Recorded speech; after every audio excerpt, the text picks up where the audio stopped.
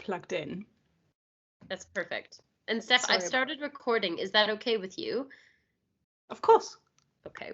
All right. So I think we'll get started. Others will join us as we go, but let's do it because it is late in the afternoon here, if that's okay. So we were just welcoming the class, and we're just so excited to have you here, Steph.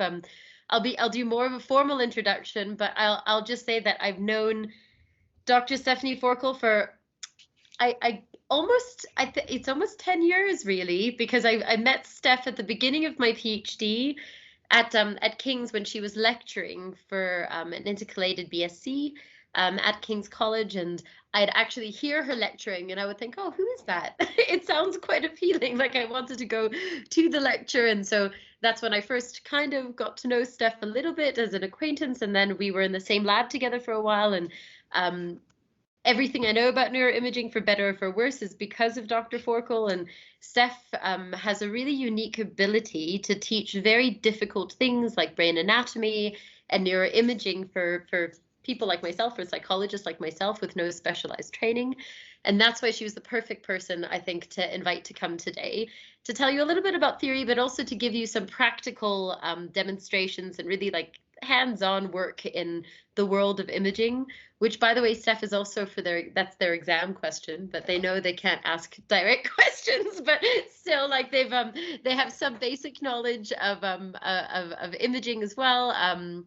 And I guess for a more formal introduction, as you already know, because you've all read Steph's bio, Dr. Stephanie Forkel is a Marie Curie Fellow at the French National Center for Scientific Research.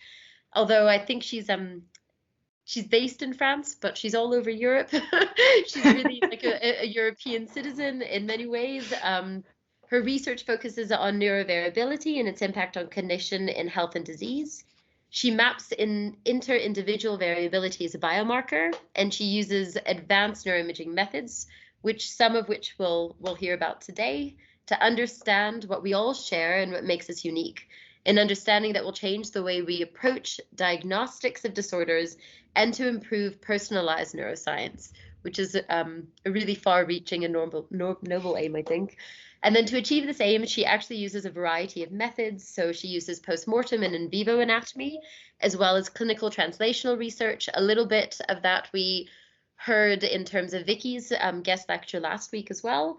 And she also uses inter-individual neurovariability techniques, which I think we'll hear more about today. In 2009, she founded the Clinical Neuroanatomy series that you all know about because it was in your course outline. So I think many of you have visited the site, have watched a lot of the videos. She's had phenomenal speakers come and speak. And the one good thing about COVID is that a lot of these have been recorded. But even prior to COVID, Steph was probably one of the first to record normal lectures and to have them available online too. So a huge resource available to everybody. It really is like a unique multidisciplinary group, and she draws on people from very varied backgrounds to address really important scientific questions. And quite interesting for us, I think, is that Steph also recently co-founded the Neuroscience Alliance NGO to facilitate global equitable access to neuroscientific research, which also potentially might involve us. So hopefully this will just be the first kind of appearance of Dr. Forkel, and her and her team as a part of this NGO will be more and more involved in Wits research going forward. So maybe you'll be lucky to have more of an interaction with Steph as things progress. So that's it for me in terms of an introduction. I know Enid and me are just so happy that you're here, and I'm just going to pass it over to you. Let me know. We're here for any technical support as well, and don't worry if there's any technical problems.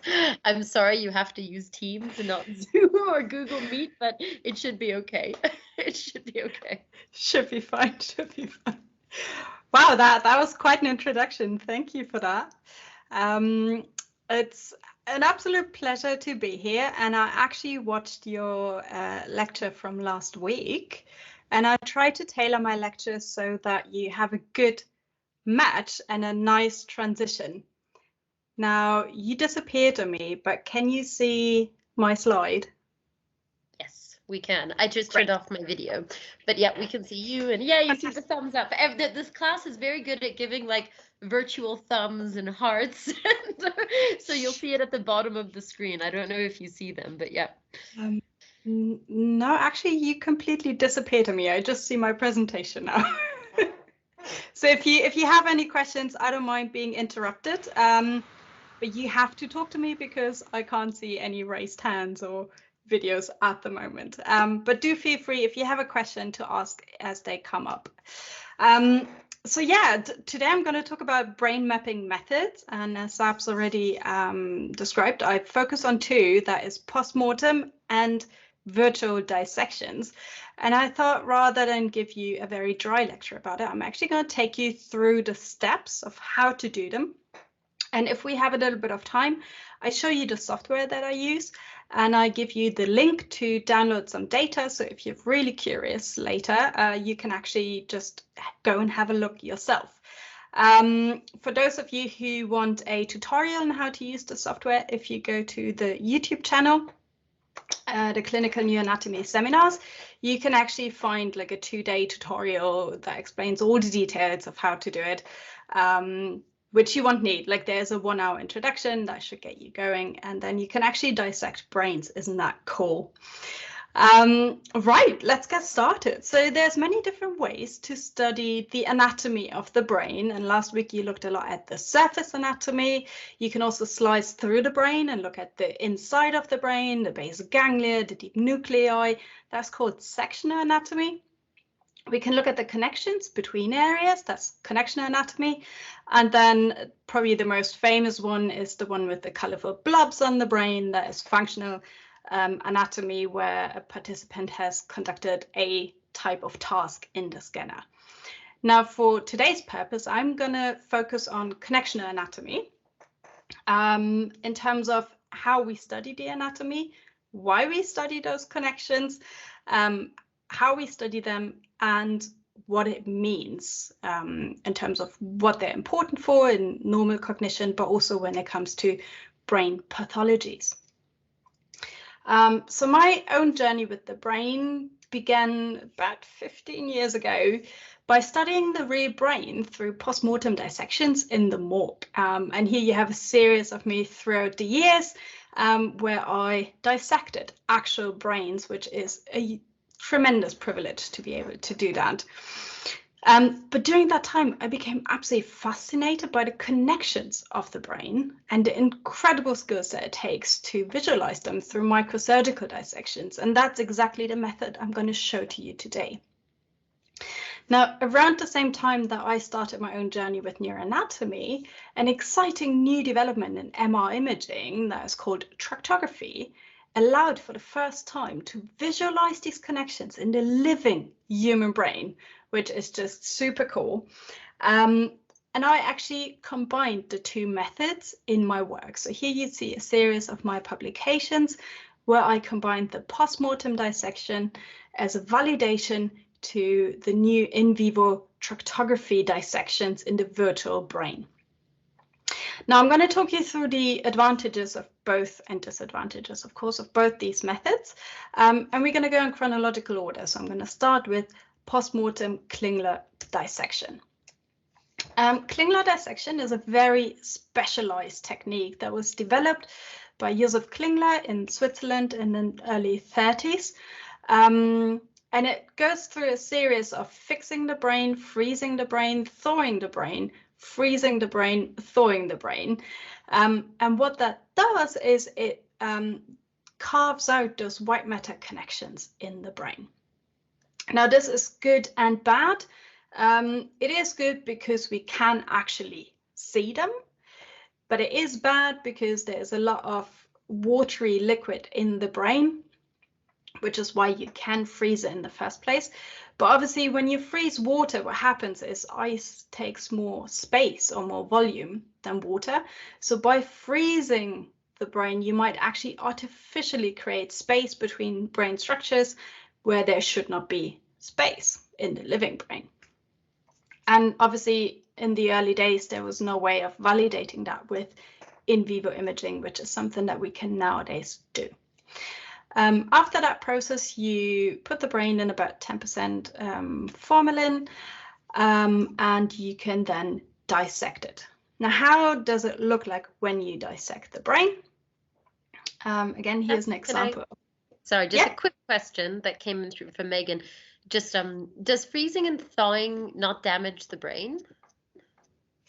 It depends how you do it. If you do it right, it should not damage the brain, except with that caveat that you might actually artificially separate structures in the brain that should not be separated. But other than that, you usually tie a thread around the brainstem and you suspend it in a bucket so it doesn't get damaged by lying, like by basically getting crushed by its own weight. So it's just suspended in a bucket of liquid, and it should, in theory, not damage the brain. But also Klingler's method has been through various iterations. So before him, for example, Johann Christian Reil tried to do the same thing, but he was, instead of formalin, he used brandy, just ordinary drinking brandy.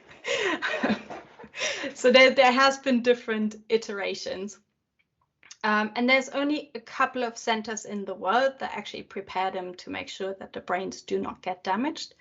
And it's usually quite hard to get brains for postmortem dissections anyways. It's even harder to get brains that were prepared for Klingler dissection because the whole process of freezing and thawing takes at least 2 months, ideally 8 months. So it's quite a laborious process.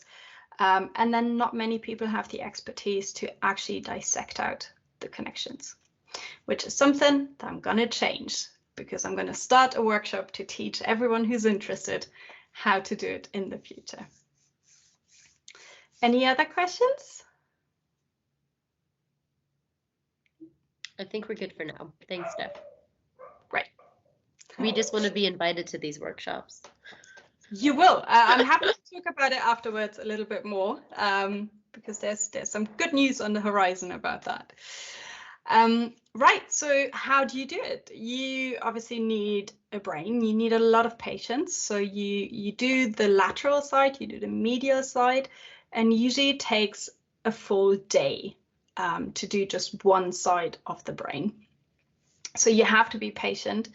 You need to prepare your instruments. There are no ready-to-use instruments as such. So all the spatula that you see here, I carved them myself to make sure they have the right size to get into the right places. You need forceps, scissors, a bowl of water to wash the brain and keep it hydrated as well, and a syringe, and ideally some great anatomy mentors or very good books that help you through the process. Now, I'm going to show you a series of actual brain dissections now. So if you're a bit squeamish, just listen to me, don't look. But I try to beautify them so they don't look shocking. Here we go. So you start from the lateral aspect of the brain. And the first thing we always do when we look at the brain is we should orient ourselves in terms of the main structures. So one of the easiest structures, I think, to identify is the Sylvian fissure that separates the frontal and the temporal lobe. The next one, a little bit harder to identify, but if you know the landmark of the called omega sign, you can also see it quite nicely, and that is the central sulcus. The central sulcus now separates the frontal lobe from the parietal lobe. Now, once you identified the central sulcus, you can easily identify the precentral gyrus and the postcentral gyrus. And also, if you have the Sylvian fissure, then around the tip of the Sylvian fissure, we have the supramarginal gyrus. So these are landmarks that are easily identifiable. Now, from the Sylvian fissure, if we go down to the next sulcus in the temporal lobe, which is this wiggly one here in this brain, we have the superior temporal sulcus. And at the end of the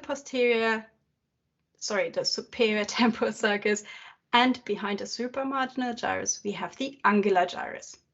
And now you can see that in the temporal lobe, we have this nice area, nicely delineated. That is the superior temporal gyrus.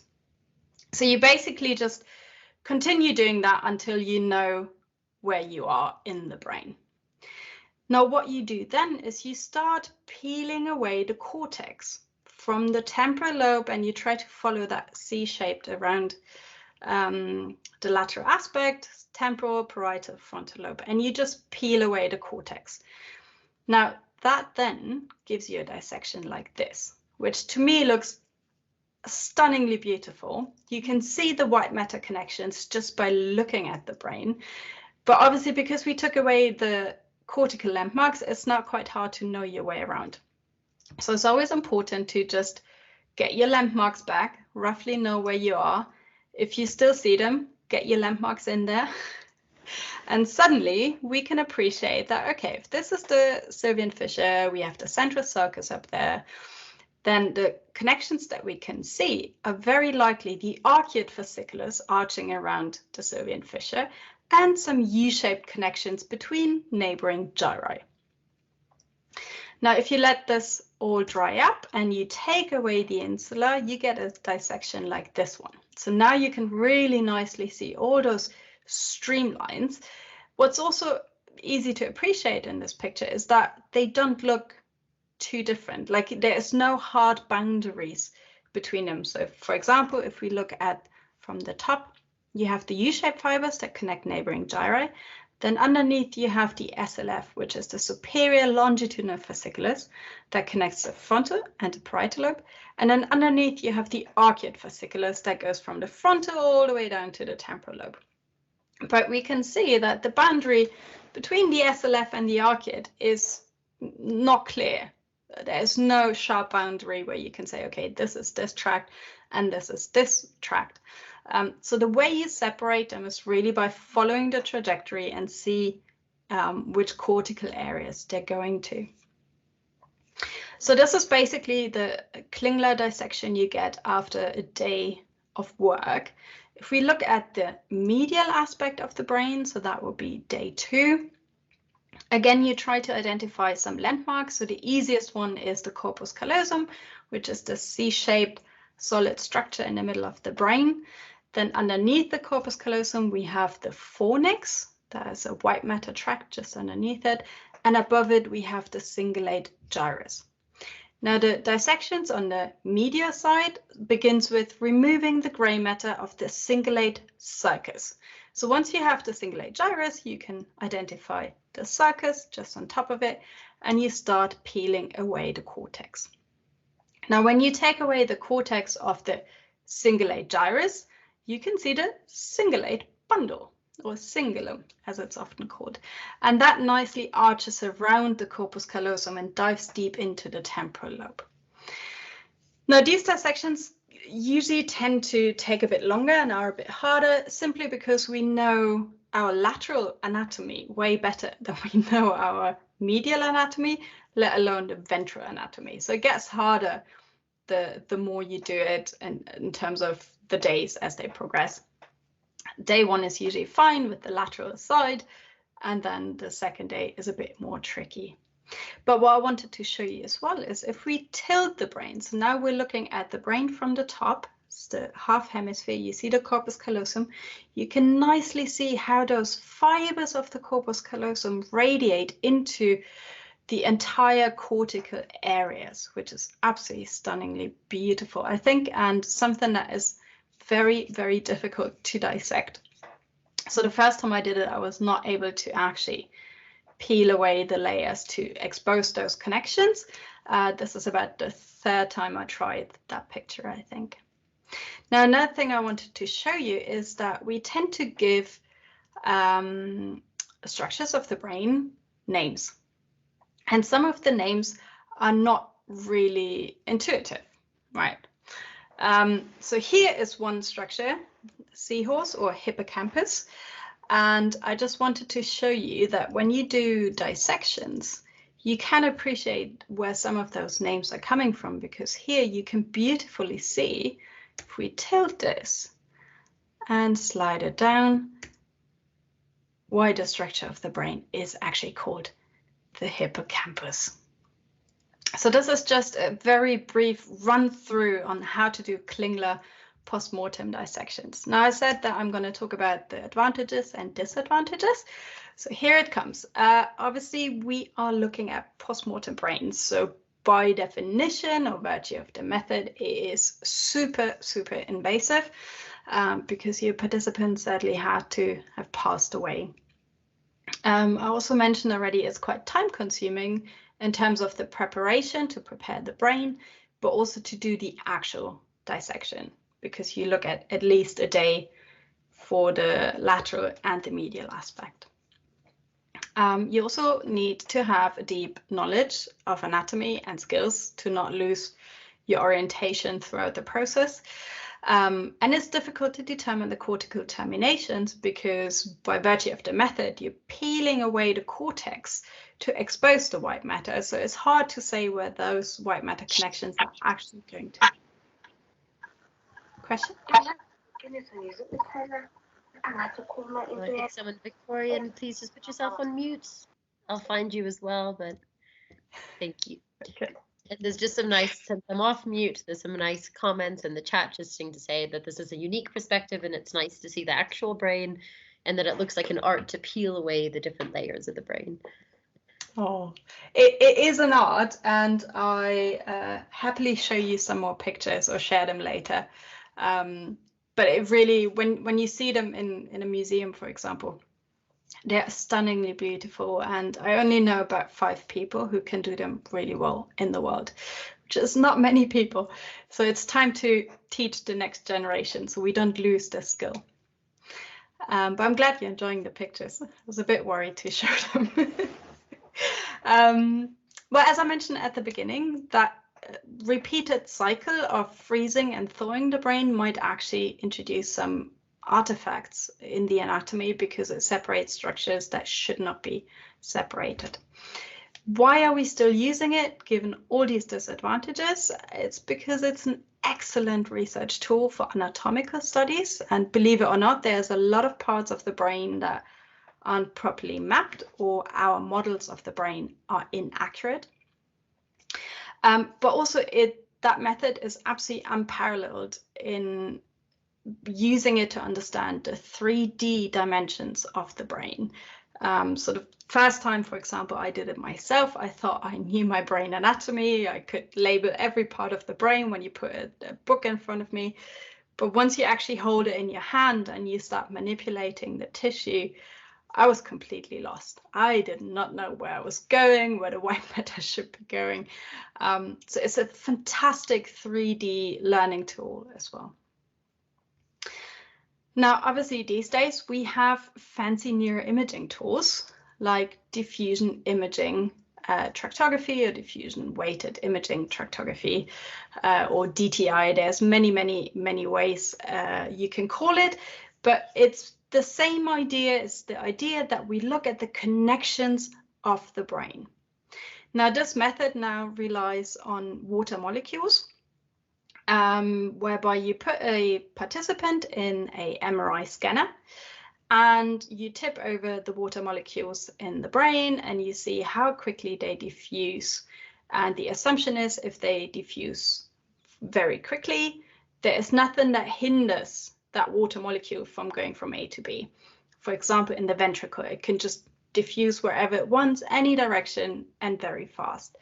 However, in the axonal structures, that diffusion should be facilitated along the axon, but hindered perpendicular to it because it's covered by a membrane and fatty lipids around that membrane.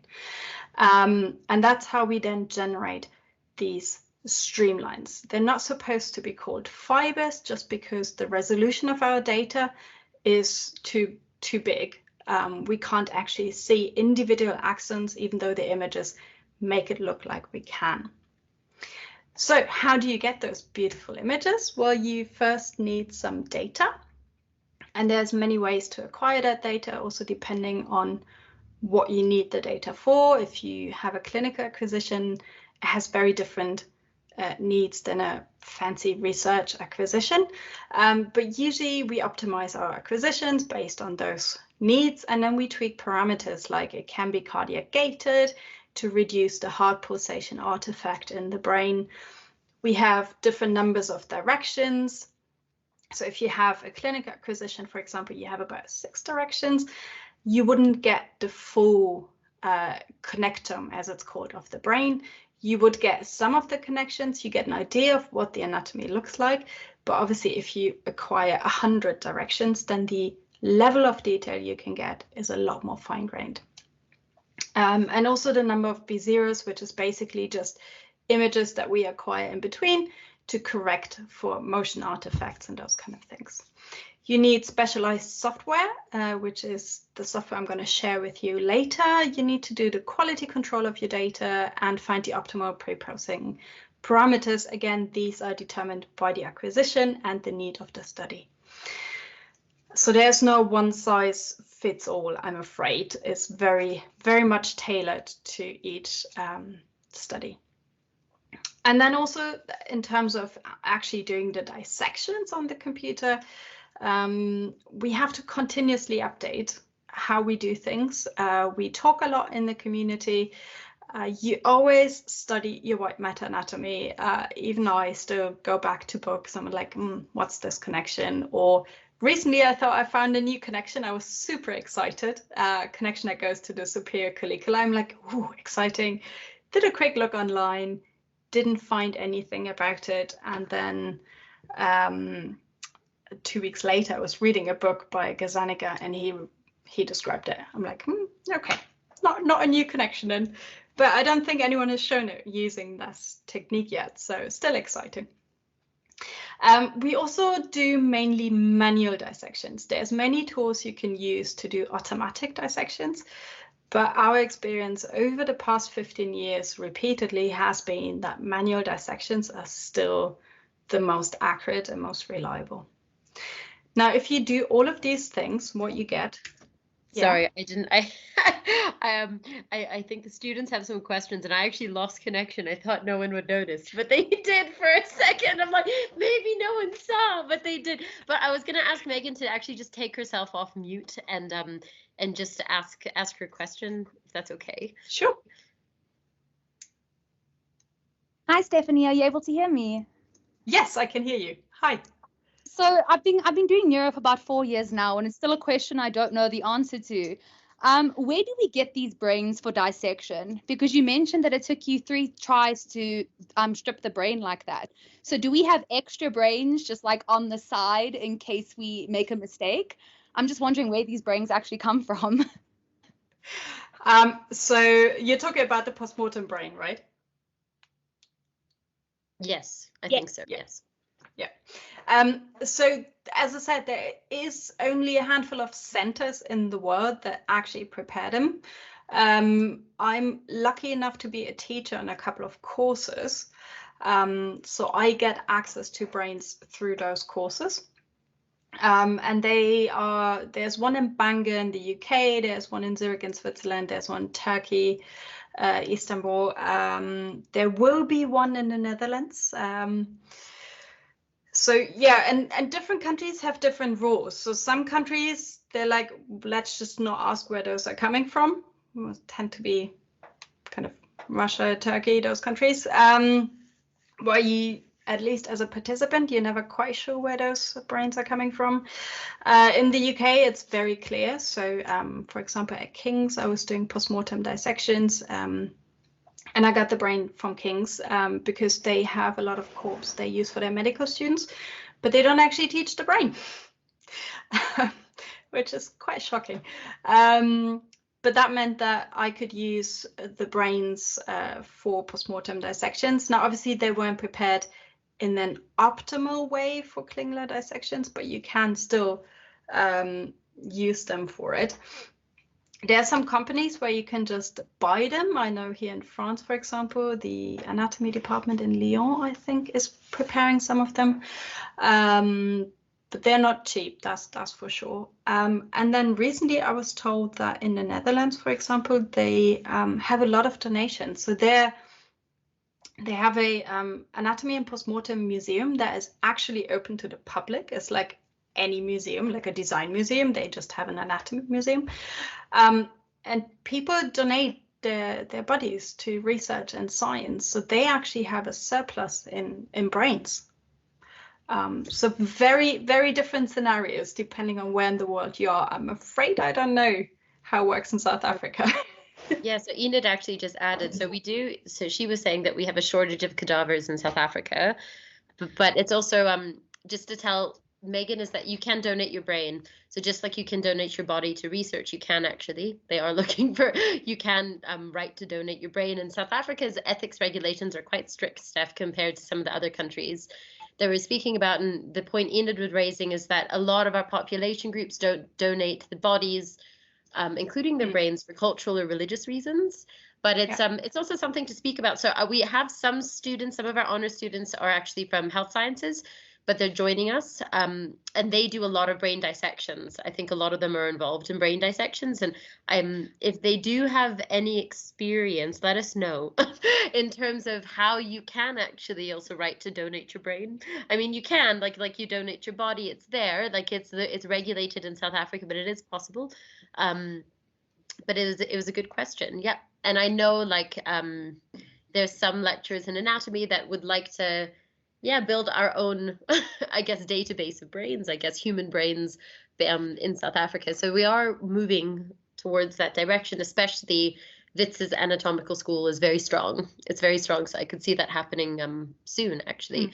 But just for, I know Kristen's in my group from that medical side, the health sciences students, I think the rest are in Enid's class. So yeah, Kristen just replied. I was going to just ask them to write.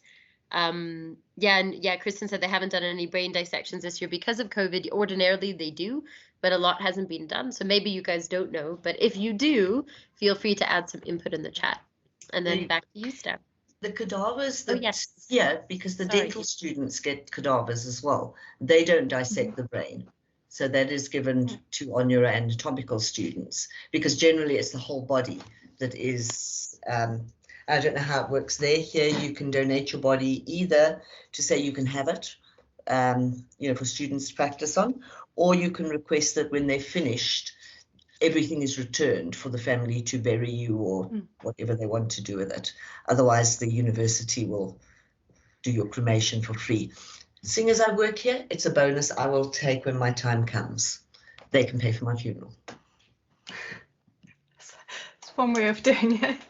But yeah, so we actually, we always had to return the brains. So you dissect them, but you don't, for example, the cortex that you peel away, you don't throw it out. You carefully keep everything together, because in the end you return it. And there's also usually a ceremony. I know that in London, for example, at least once a year, if not twice a year, they do a ceremony to honor all the donors, and they actually return the tissues where possible, of course. There's also a lot of international initiative at the moment with things like the UK Biobank, for example, where they collect longitudinal data throughout your life to capture what puts you at risk for diseases, for example, but also a portion of people who contribute to those biobanks, they then also go on to donate their brains. So there's an effort to make it more regulated, but also more get more numbers basically. But also in terms of practicing, obviously having a human brain in your hands is absolutely fascinating and such a privilege to do. But if you just want to practice the method, you can also just use a sheep brain, for example. They come by very easily. They're quite cheap. They have cortex and white matter. So that's one way to practice. It doesn't always have to be a human brain. The reason we use human brains is obviously because of the nature of my work, but also because we use the dissections in the actual brain to validate what we see in the computer, because if we can't see the connection in the actual brain, it's very likely an artifact by the method. So we need to use human brains. But in terms of learning the anatomy, learning the method, sheep brains. That's one way to do. And again, depending on the country, I know some people that just go to a butcher and they buy it. But obviously then you need to do the freezing and the thawing yourself. So it's probably better to buy it through official channels. Right. So coming back to virtual dissections. So if you collected the data or if you got data and you pre-processed it, what you can get is something that looks like this. So here you see the entire white matter connections known as the connectome. And it comes in different colors, as you can see here. So the color coding typically, not necessarily in this brain, but typically green means it's association, so it's within the same hemisphere, anterior-posterior orientation. Red usually means interhemispheric, so it's connecting the left and the right hemisphere. And blue-purple means it has a superior-inferior direction or projection fibers. Now, this is a beautiful animation that thankfully Alex Lehman's put on Twitter. And I hope you can see the spinning brain now. Comes with really soothing music as well. But now we look at the left side of the brain. You see the arcuate that I showed you in the postmortem dissection earlier.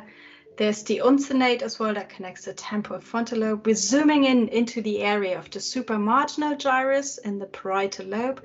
Now we're going anteriorly into the frontal lobe. All the red fibers are arcuate in this case. Now we're close to Broca's area. And now we swing around and look at the front of the brain. You see the corpus callosum here in red connecting the left and the right.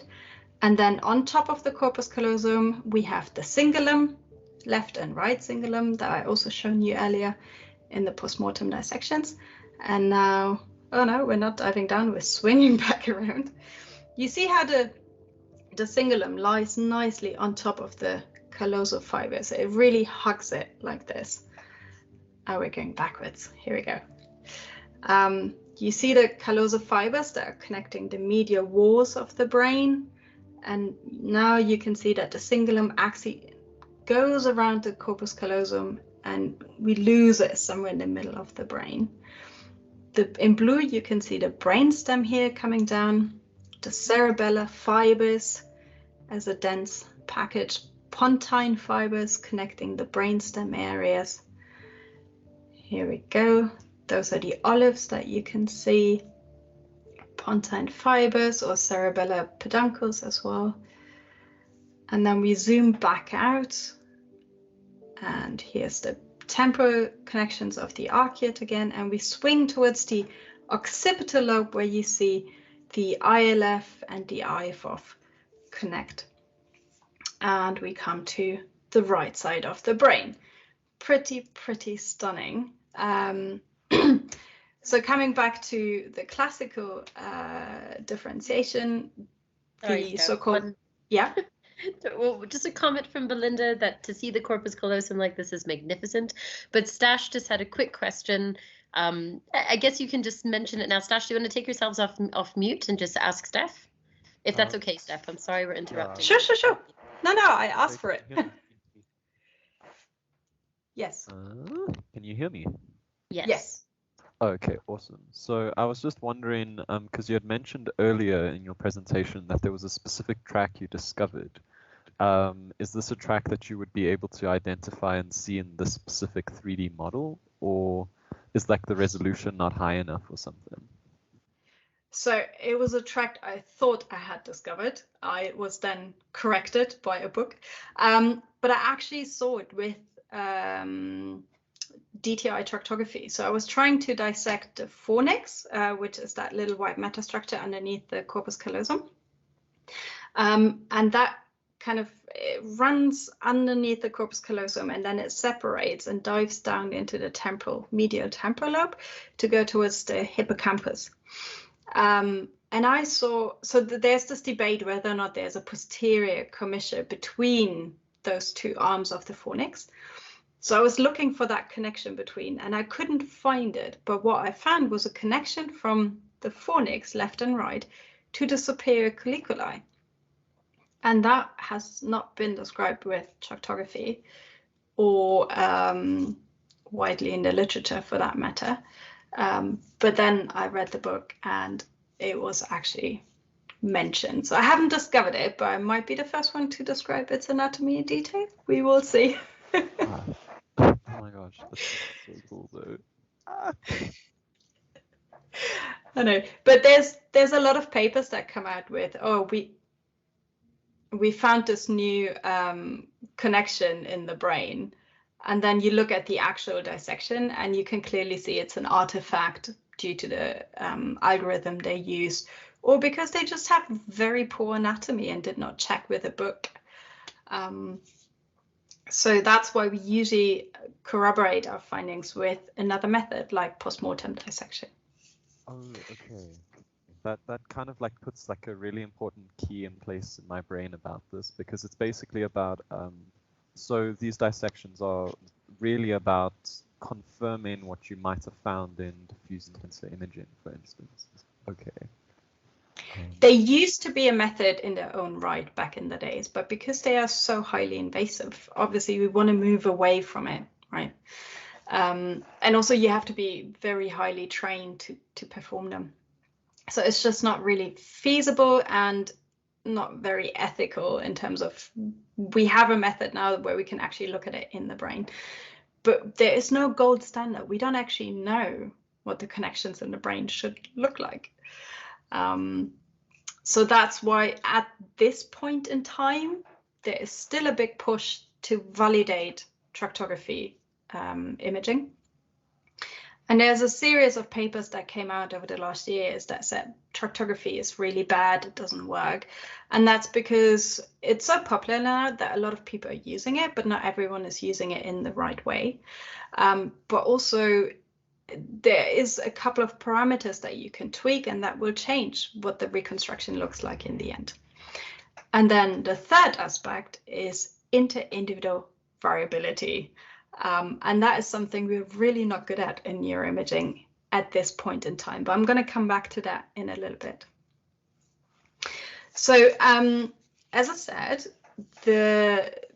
we often see tractography, or the precursor maps of tractography, as so-called RGB maps. And for many days when I started my PhD, I was like, what are these RGB maps? What is RGB? It just means red, green, and blue. And that is because the traditional labeling is green for association pathways, so within the same hemisphere, projections, inferior superior orientation, and red for commissure, so left-right orientation.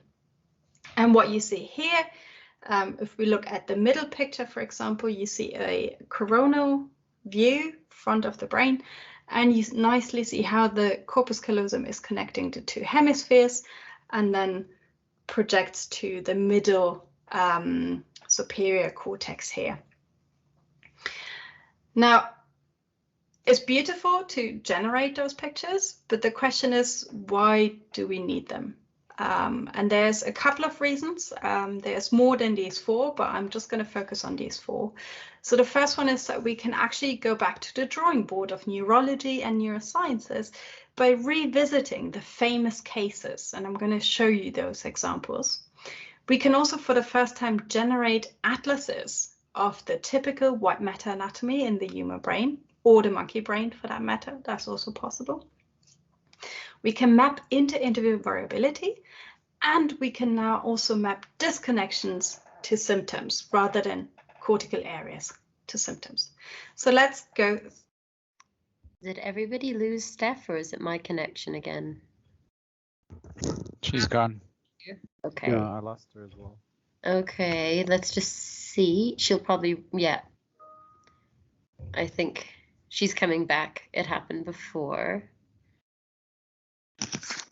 Steph, I think you're back.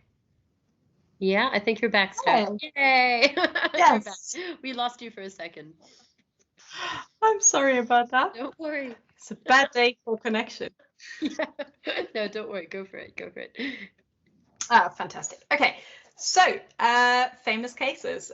You may have heard of these guys. We have Phineas Gage, Louis-Victor Le Bon, and Henri Gustave Molassen. They are famous because something tragic happened to them in their life. So Phineas Gage had this iron rod that you can see in the picture fly through his skull and brain. Sorry, sorry to interrupt. I'm sorry. I don't think the slides have updated. That's the only thing. You're still on the diffusion weighted imaging tractography slide, or I am. I don't know if others are. I was on slide 21. I am on slide 21 now. Okay, so it's just me. So is everybody else I on am. slide 21? Yeah, we've got Phineas Gage. Okay, so it's just me. It's me. Sorry, go ahead. Go ahead, Steph. No worries, no worries. Well, if you can't see the slide, Sabs, it's Finney, Liborn, and HM. So they're basically famous because something happened to them. So as I said, Phineas Gage had this iron rod fly through his brain, which then associated the frontal lobe with personality change and inhibition. And this is what the damage looked like. Then we have Louis Victor Liborn, or better known as patient Tan, which is one of Broca's patients, where he found a softening in the posterior frontal gyrus, and you can just about make it out in this picture, where he suffered a stroke, and after that he lost his ability to articulate. And if you ever have a chance to meet Nina Dronkers at a conference, go and talk to her, because she actually was able to hold that very brain in her hands. Fantastic story. So if you ever get the chance, talk to her about it. But that is one of the famous cases that placed articulation, language articulation, in the frontal lobe. And then we have patient HM, as he's usually known, who had a bilateral medial temporal lobe lobectomy to surgically resect part of his hippocampus on both sides to cure his epilepsy. And he became unable to form new memories. So this famous case is an example of placing memory in the temporal lobe. So we have the frontal lobes for language and inhibition and personality, and the temporal lobe for memory, and specific areas in those lobes. Now, using tractography, we could actually go back and revisit those cases by reconstructing the data that was still available for them. And when you do that, you see that for Phineas Gage, actually, that iron rod damaged not only a part of the cortex, but a lot of connections that also go outside of the frontal lobe. So for example, the frontoaslan tract that is connecting the inferior frontal cortex to the superior frontal cortex. We have the uncinate that hooks the frontal lobe to the temporal lobe, and a lot of connections in between. So that damage is a lot further extending than the classical localizationism approach would have suggested. Looking at Broca's patient, the damage extended far beyond Broca's area. You can see that the entire arcuate fasciculus is damaged, the frontoaslan tract is damaged, and a lot more connections. So it's really a network of language that was disconnected, rather than just that particular part that is now known as Broca's area. And the same for patient HM, where when we look at the connections, we can see that is the entire limbic system that was disconnected. Now, applying that to language sciences, for example, we have Paul Broca, who, as I said, described that part of the frontal lobe. We have Carl Wernicke, who offered the first model of language, extending it to a temporal lobe. And we have Norman Geschwind, who said this all has to be connected, and there's another part in the parietal lobe that is important. And actually, with tractography, you can follow that trajectory and see the anatomy of the language connectome in the 19th century, what we added in the early 2000s, and our current understanding of the anatomy of language in the brain that is a lot more extensive in the left hemisphere than we thought before. Then I said we can generate atlases. We can map the classical white matter connections in the typical human brain.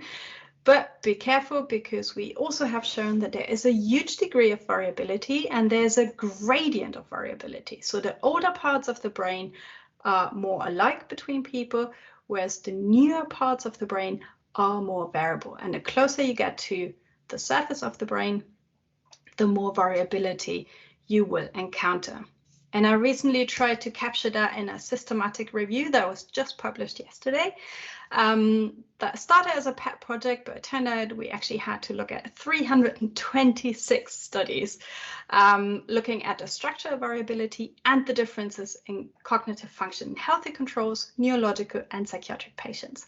And there's 3 important things to take away from the study. The first one is that most of what we know about the white matter anatomy of the brain was actually described in patients, not in healthy brains. So you can see here that we have 45% were described in neurological patients, 29% in psychiatric patients, and only 25% come from the healthy human brain. Then the second thing is that not all brain connections are studied equally across those cohorts. So you can see that the corticospinal tract, for example, takes first place, but optic fibers or the frontoascillary tract, they're way down the list. So there's definitely like the cool kids amongst the white matter connections.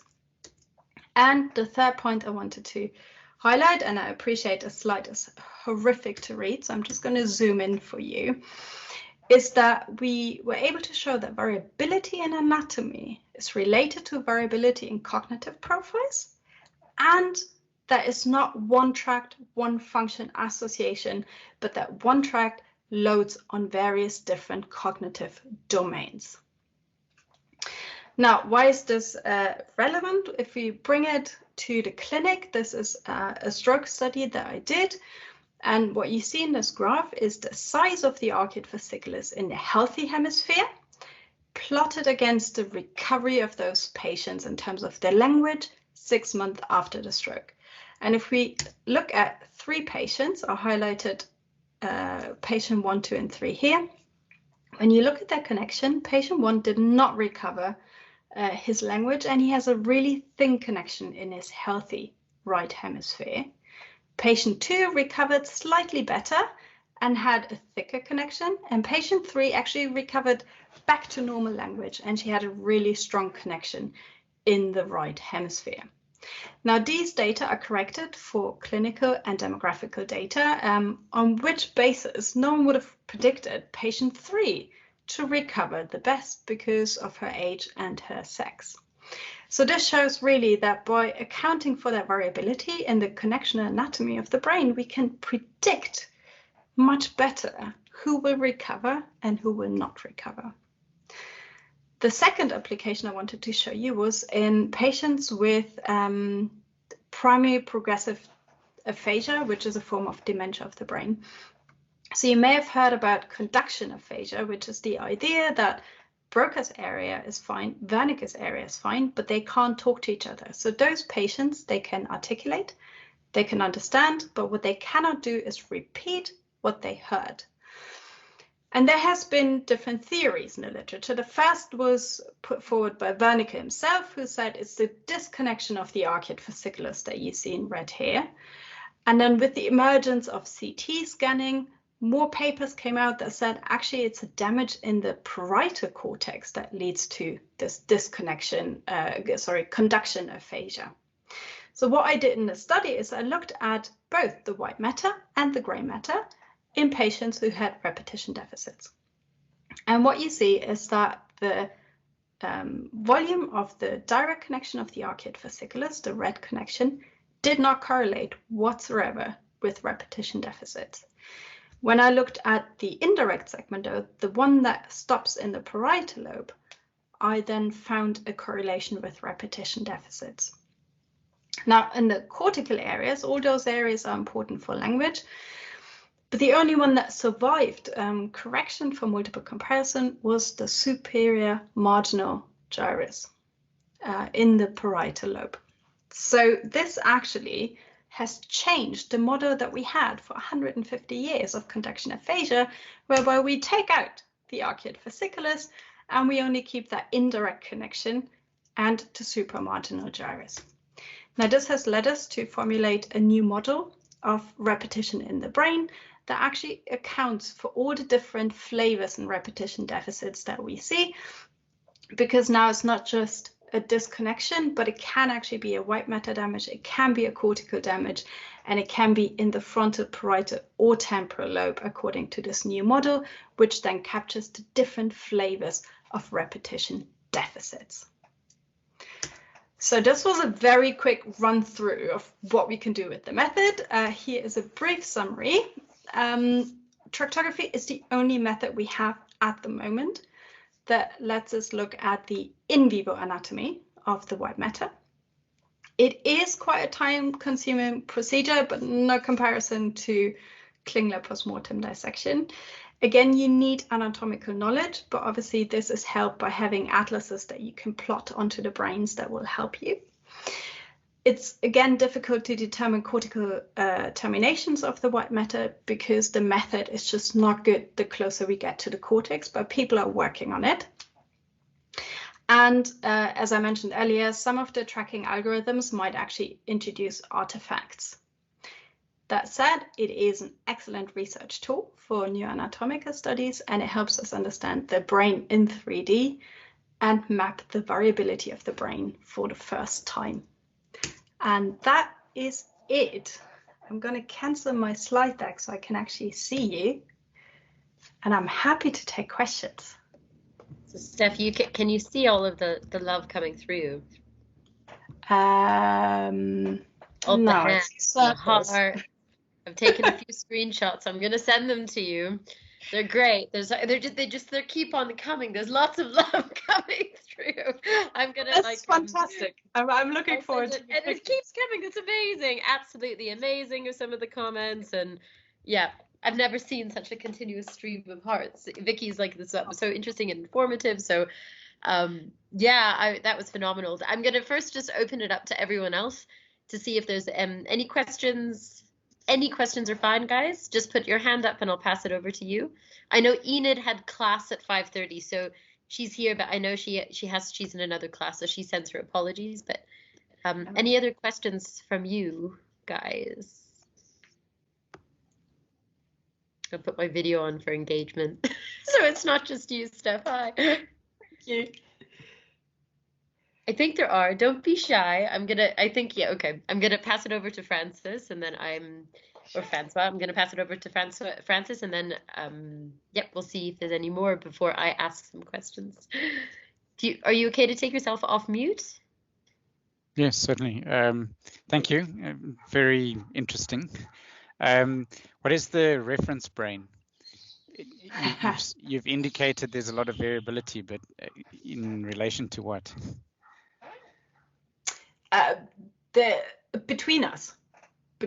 So the way neuroimaging works is that we tend to create a reference brain. That could be the Colin brain, for example. It's one guy who scanned himself 27 times and took the average of his brain. That's the template. That's an MRI cron, for example, for some of you who might use those softwares. Or the MNI, the Montreal Neurological Institute 152 template, for example, where they took 152 people and just merged them together to have a typical brain. Now, there is a couple of problems with that, and we were fine with them until now because we didn't have the means to fix them, but now we can actually fix it. But the problem is that anatomy is highly variable. So for example, if we look at the Heschel's gyrus, the primary auditory cortex, you can have 1 or up to 3 Heschel gyri.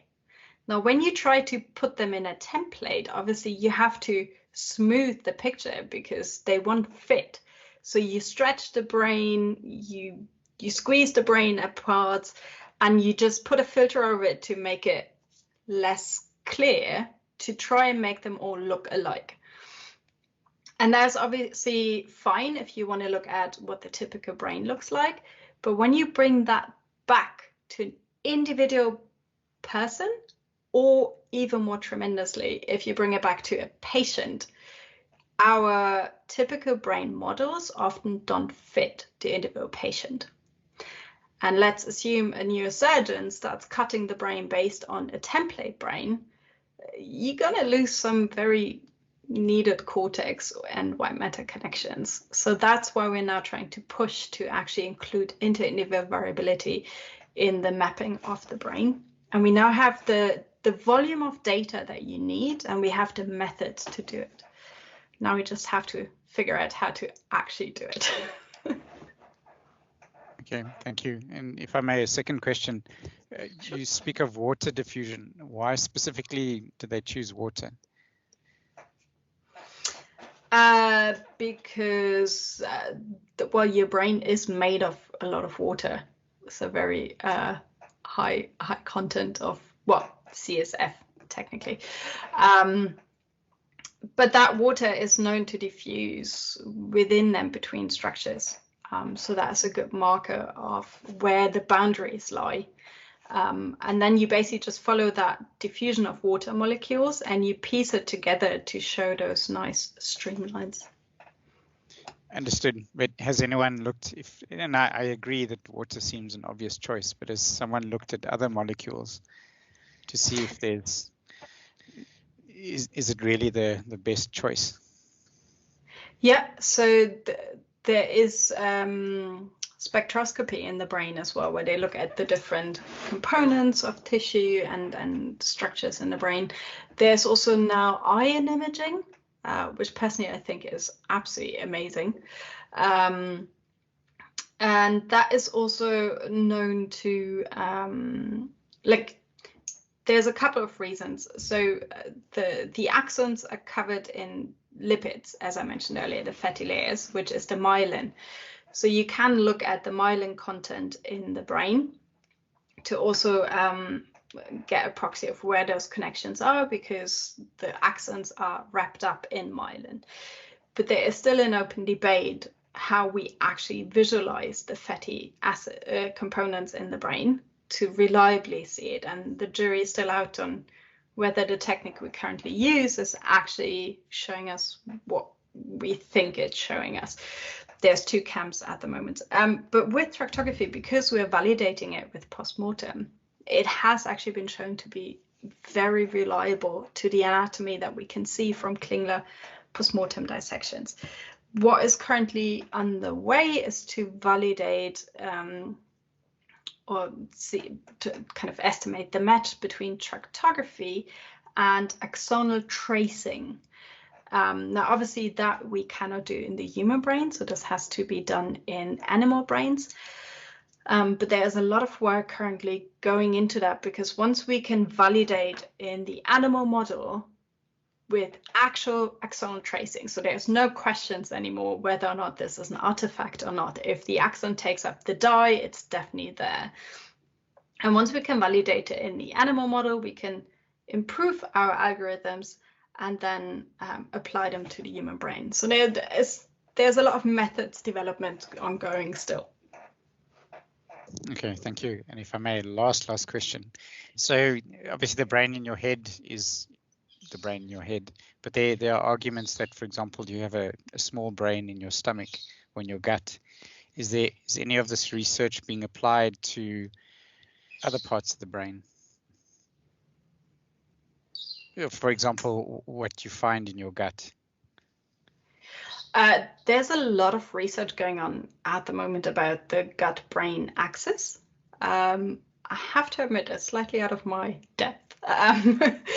But I know that people are working on it a lot at the moment. I don't know what they've found so far. Yeah, thank you, Steph, for answering the series of questions.